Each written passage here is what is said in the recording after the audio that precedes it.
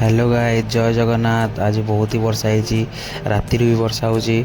मुझे हॉस्टेल बाहर सका बहुत ही वर्षा है, तो मुझे वीडियो भी बन पारे। ट्रेन में बसिक वीडियो बनई, तो मुझे अधा दूर क्रॉस कली, अनुगुल क्रॉस कली, तालचेर स्टेशन ओह्लैबी। मु बहुत ही वर्षा हो देखु, एत वर्षा कौन कह।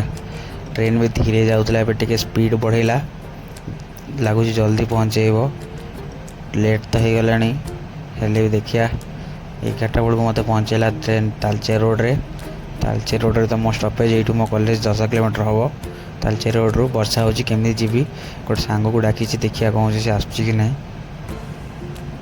ये ओलो ओलो टेम्पो वाला मैंने डाकुच चल जा। मो सांग तो आसी तो सांग सांगे पलि आसली।